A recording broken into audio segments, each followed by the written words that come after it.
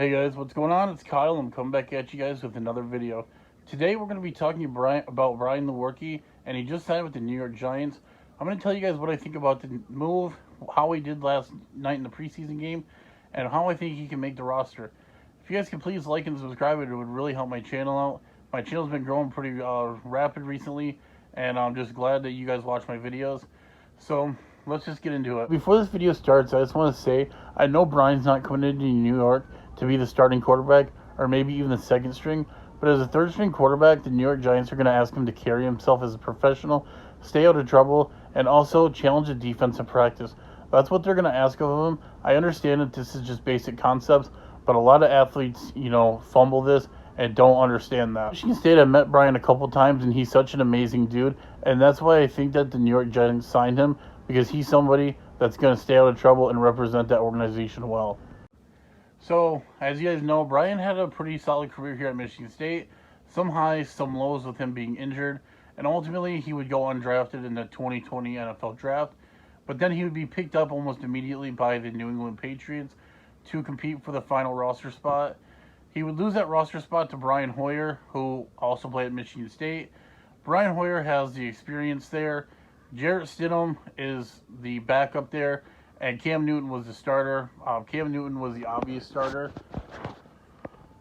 So last year there was no preseason games due to COVID, and Brian didn't get to show what he could do skill-wise, to show that he was healthy, to show that he could run an offense if needed to be. Last year there was no preseason, and if there was a preseason, Brian would have been the third or fourth string, so he would have gotten bulk of the playing time there. Now, Brian did get a second chance. He played in the spring league this past spring, and he played really well. He was mobile, he could throw the ball, and he looked overall healthy. Now, the Giants picked him up the other day after they released Clayton Thorson, who was injured. So the final roster spots are Daniel Jones and Mike Glennon, and then Brian Lewerke. Mike Glennon is a veteran, and Daniel Jones is going into his third year, I believe. And usually teams carry three quarterbacks. So unless they sign someone to come in and compete with Brian, I would think that Brian would make the last roster spot. Brian actually played yesterday in the preseason game and played really well. He had a couple rushes for 28 yards, running an option play where he kept it, and he ran for 20 yards. He had a touchdown pass to David Sills in the end zone, and another couple of nice passes to David Sills, just as it was. Brian got to play, and he looked really good. He looked really comfortable. Now, Brian only got 6 days of practice, so by the time they signed Brian and by the game time, that was only 6 days.